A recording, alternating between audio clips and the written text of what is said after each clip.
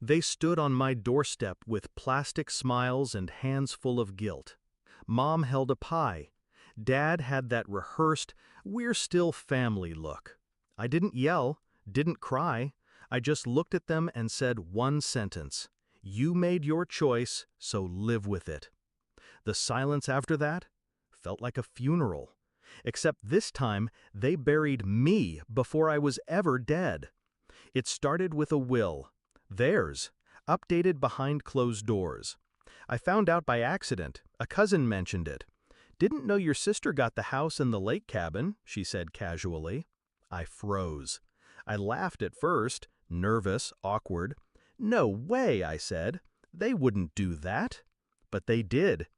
Everything, property, savings, the heirloom jewelry even my grandmother promised me, signed over to my sister. Not split, not fair. Everything. I didn't confront them right away. I let it simmer. I smiled at family dinners, nodded when Mom said, "You've always been so independent." I watched my sister flaunt her new car, bought with money that should have been ours. Not once did she ask if I was okay. She never needed to. She already knew. I started looking through old photos. Birthdays where she got the gifts and I got the chores. Graduations where she got applause, I got silence. They didn't start favoring her in the will, they just finished it. But I wasn't going to beg. That's not how I move. I waited, observed. Let them think I was fine. Then I started pulling strings. Step 1, I changed my number.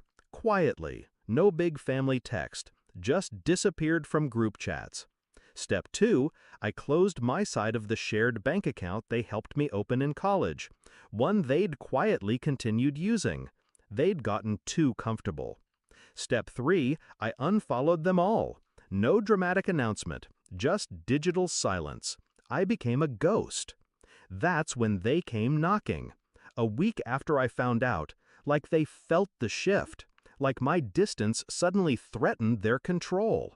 They came with warm faces and cold motives.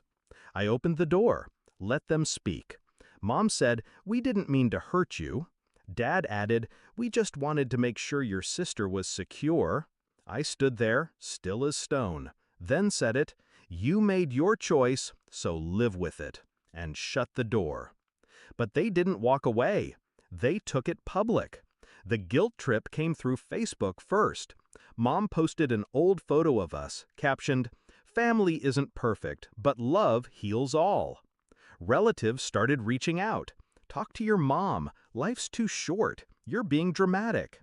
Even my sister posted, "Being the favorite is exhausting sometimes," with a laughing emoji. Clever. They wanted to frame it as me abandoning them, as if I'd thrown the match. But I didn't light the fire. They did, years ago. I just stopped putting it out. So I let the mask drop. I messaged the cousin who told me, sent her the legal documents I pulled, the revised will, the transfer deeds, the dates. Then I sent screenshots to my godmother, the one who helped raise me when Mom needed a break. Then to my uncle, who always asked why I looked tired at family parties. No context, just facts. The silence from them? Beautiful. The noise from my parents after? Predictable. Mom texted, "How could you do this to us?" I replied, "Funny, I was wondering the same." The phone stayed quiet after that, until last week, when my sister reached out, said she didn't ask for any of it, said I was hurting Mom's health, said I should just come back. I almost laughed. They gave her everything. She can carry that, too. Sometimes revenge doesn't need fire. Sometimes it's just truth, placed in the right hands. They wrote me out, so I erased the role I used to play. The loyal daughter, the peacekeeper, the afterthought. Now, they get to sit in the echo of their choices.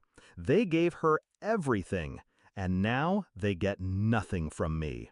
Not my voice, not my time, not my forgiveness. Justice doesn't always look like courtrooms and cameras.